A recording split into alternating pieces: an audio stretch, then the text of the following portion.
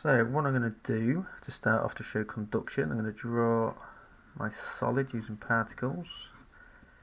So these are going to be to show a solid regular together, and these ions, I'm going to call them ions because I'm going to put a positive charge in there.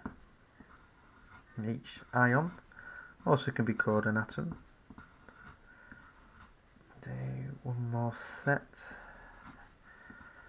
And ideally all of them will be the same size.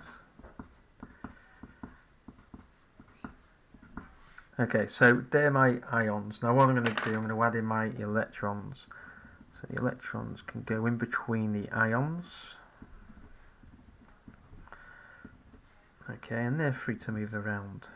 And when they, because they're free to move around, they can carry the energy, and that's why solids, in particular metals, are very good conductors of energy. Okay, so for this example, we have got a metal, and the metal is also a solid. Okay, we said here we've got ions, and we can also say that atoms. Now we say they vibrate. Now any solid, all of the atoms, they will vibrate on a fixed point. Okay, but when we heat it up and add energy, so they will vibrate. So they will vibrate faster when the structure or the solid receives energy. So i.e. if you get a piece of metal and you heat it up with a Bunsen burner, the ions are going to vibrate faster. Okay, so I'll just put heating there, or receiving energy. Okay, so heating, or as energy, we better put it this way, as energy increases. Then we talked about the red spheres. Okay, so we've got little red spheres to represent that. So they're our electrons, and we say they are free to move. So in the exam, if you say electrons are free to move, you get a mark, and they're free to move around the structure.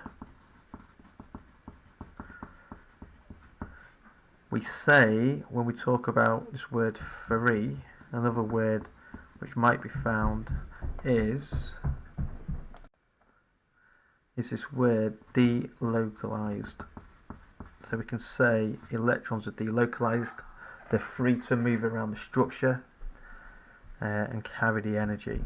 So free delocalised electrons carry energy.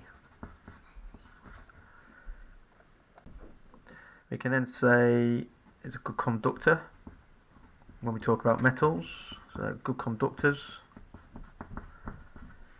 of heat,